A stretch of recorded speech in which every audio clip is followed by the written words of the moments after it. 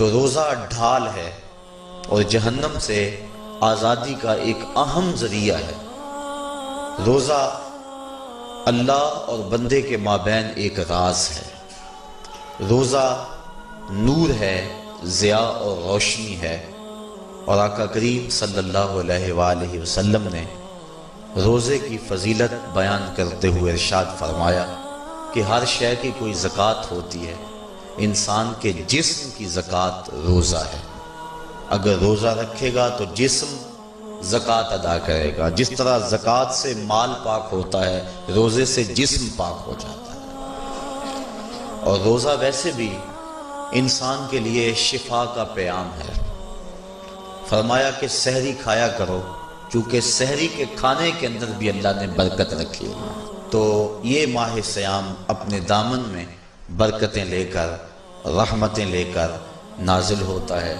اس کا پہلا حصہ رحمت، درمیانی حصہ مغفرت، اور آخری حصہ جہنم سے آزادی کا مژدہ جاں فضا ہے۔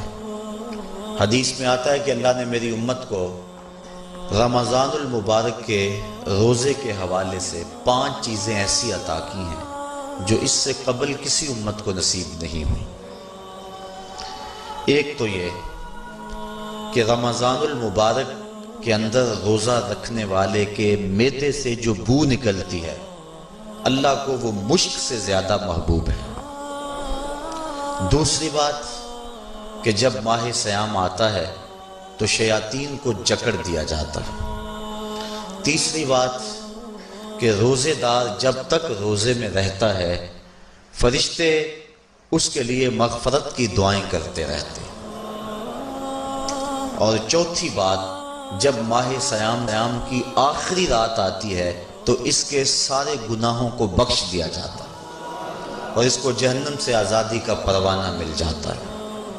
بلکہ ایک صحابی نے حضور سے عرض کی کہ آقا کریم، جو یہ جہنم سے آزادی کا پروانہ مومن کو ملتا ہے تو کیا یہ لیلۃ القدر کی رات ہے؟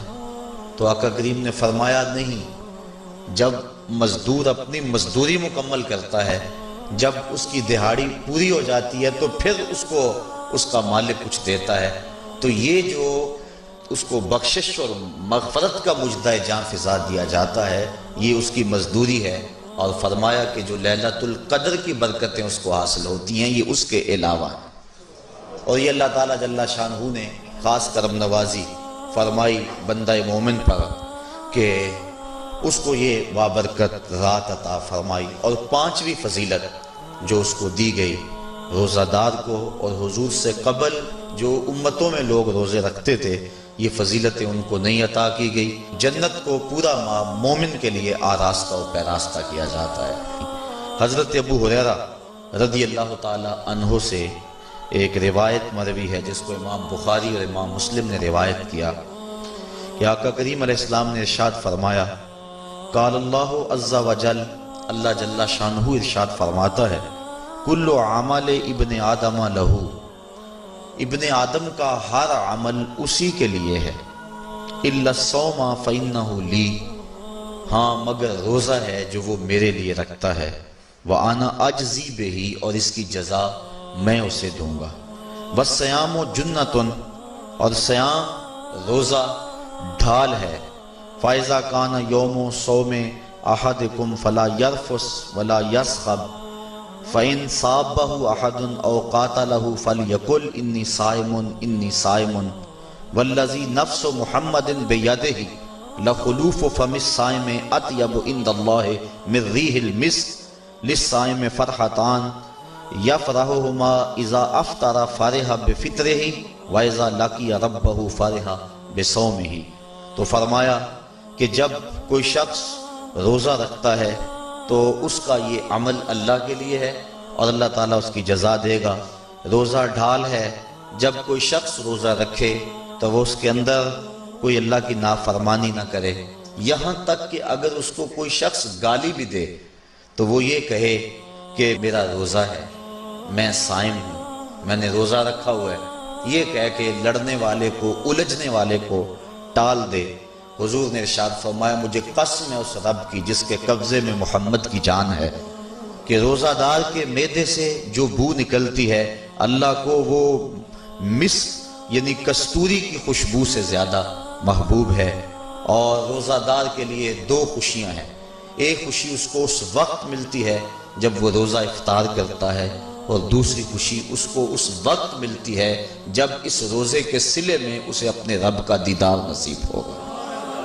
یہ بات ذہن میں رکھیں کہ اس دنیا پر سب سے بڑی دولت جو حضرت انسان کو دی گئی ہے وہ دولت ایمان ہے، اور قیامت کے دن سب سے بڑی دولت جو اہل ایمان کو دی جائے گی وہ اللہ تعالیٰ کا دیدار ہوگا۔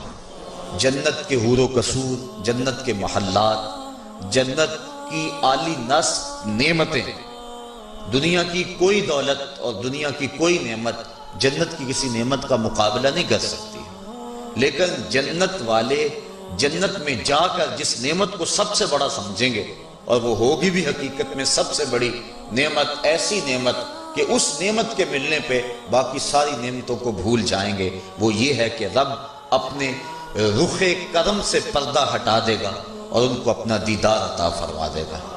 تو یہ سب سے بڑی دولت جو مومن کو آخرت میں نصیب ہوگی یہ روزے کے صلے میں نصیب ہوگی۔ یہ روزے کا وہ ثمر ہے، یہ روزے کا وہ پھل ہے جو اللہ اہل ایمان کو قیامت کے دن عطا فرمائے گا۔